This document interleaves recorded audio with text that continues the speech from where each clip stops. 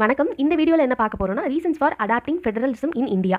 ஏன் ஃபெடரலிசத்தை இந்தியால அடாப்ட் பண்ணிக்கிட்டாங்க அப்படின்றத நம்ம இங்க பார்க்க போறோம். First large size of India. India வந்து ஒரு பெரிய கண்ட்ரி. ஏரியாவை எடுத்துக்கிட்டாலும் சரி, பாப்புலேஷன் வைஸ் எடுத்துக்கிட்டாலும் சரி. ஸோ அந்த பெரிய கண்ட்ரியை வந்துட்டு ஆட்சி பண்ணுறதுன்றது ரொம்ப கஷ்டம். ஸோ ஒரு சென்ட்ரல் அத்தாரிட்டி இருக்கிறது வந்துட்டு ரொம்ப டிஃபிகல்ட். அதனால பவர்ஸை பிரித்து கொடுத்தால் மட்டும்தான் இதை வந்து ஆட்சி பண்ணுறதுக்கு கரெக்டாக இருக்குன்ற காரணத்துக்காக ஃபெடரலிசம் வந்து அடாப்ட் பண்ணிக்கிட்டாங்க. எஃபிஷியன்ட் அட்மினிஸ்ட்ரேஷனுக்கு வந்து ஃபெடரலிசம் ஹெல்ப் பண்ணும் அப்படின்னு நினச்சாங்க. நிர்வாகம் நல்ல கரெக்டாக நடக்கும் அப்படின்ற ஒரு காரணத்துக்காக தான் இதை வந்து அடாப்ட் பண்ணாங்க. நெக்ஸ்ட் வந்து rich diversity of India.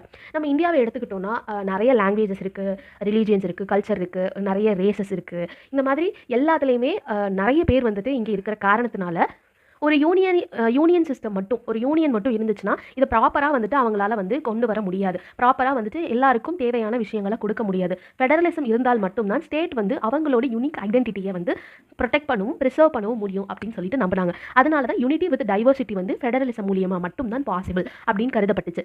Accommodation of regional interest. இப்போ டிஃப்ரெண்ட் ரீஜன் எடுத்துக்கிட்டோம்னா அவங்களுக்கு டிஃப்ரெண்ட் நீட்ஸ் இருக்கும், டிஃப்ரெண்ட் ப்ரையாரிட்டிஸ் இருக்கும். நம்ம சவுத் இந்தியாவை எடுத்துக்கிட்டோம்னா அது ஒரு டிஃப்ரெண்ட்டாக இருக்கும், நார்த் இந்தியாவை எடுத்துக்கிட்டால் அது ஒரு டிஃப்ரெண்ட்டாக இருக்கும், இல்லை அசாம், பெங்கால் அந்த சைடு எடுத்துக்கிட்டோம்னா அது டிஃப்ரெண்ட்டாக இருக்கும். ஸோ அந்த டிஃப்ரென்சஸ் வந்து நம்ம வந்து ரீஜனல் இன்ட்ரெஸ்ட் வந்து ஒரு யூனியனால் மட்டுமே சாட்டிஸ்ஃபை பண்ண முடியாது. ஸ்டேட்ஸ் தான் வந்து பாலிசிஸை உருவாக்குறதா இருக்கட்டும், அவங்களோட லோக்கல் கண்டிஷனுக்கு ஏற்ற மாதிரி பாலிசிஸை உருவாக்குறதா இருக்கட்டும், இல்லை அவங்களோட லோக்கல் கண்டிஷனில் என்னென்ன பிரச்சனை இருக்குது அப்படின்றத அவங்க கண்டுபிடிச்சி அதை வந்து அட்ரஸ் பண்ணுறதா இருக்கட்டும், அது வந்து ஒரு ஸ்டேட்னால மட்டும்தான் முடியும். ஸோ ஒரு யூனியனும் ஸ்டேட்டும் ஃபெடரலிசம் வந்து இங்கே இருந்தால் மட்டும்தான் இது சாத்தியம்னு நினச்சாங்க. ஓகே, இது எதை தடுக்கும்னா ரீஜனல் டிஸாட்டிஸ்ஃபேக்ஷன். இப்போது எங்கள் ரீஜனை வந்து இவங்க கவனிக்கலை, ஆப்வியஸாக கவனிக்கல. நிறைய ரீஜன்ஸ் வந்து பார்க்காம தான் இருக்காங்க, அது ஒரு விஷயம். எங்கள் ரீஜியனில் வந்து இதெல்லாம் இந்த எந்த பிரச்சனையுமே வந்துட்டு யூனியன் வந்து பார்க்கல அப்படின்னு சொல்லிட்டு நிறைய பிரச்சனை உருவாகுன்றது தடுக்கிற விதமாக தான் ஃபெடரலிசம் வந்து இங்கே கொண்டு வரப்பட்டுச்சு. அடுத்து வந்து closer government to the people.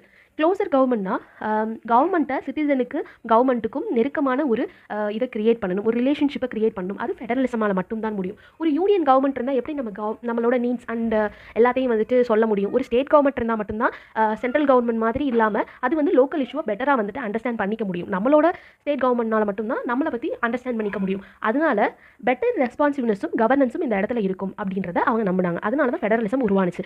அடுத்து பீப்புள் பார்ட்டிசிபேஷனை ப்ரொமோட் பண்ண ஆரம்பிச்சாங்க. சிட்டிசன்ஸ் வந்துட்டு கவர்னன்ஸில் பார்ட்டிசிபேட் பண்ணுறது ஸ்டேட் லெவல்லையும் லோக்கல் லெவல்லையும் தான் மேக்ஸிமம் இருக்கும், சென்ட்ரல் லெவலில் இருக்காது. ஸோ இது வந்துட்டு நமக்கு மக்களாட்சியை இன்னும் டீப்பாக ரொம்ப உதவுனுச்சு. பீப்புள் வந்து இன்வால்வ் ஆன மாதிரியும் ஃபீல் பண்ணுவாங்க, அவங்க வந்து ஆடிட்டு இருக்க மாதிரி ஃபீல் பண்ண மாட்டாங்க.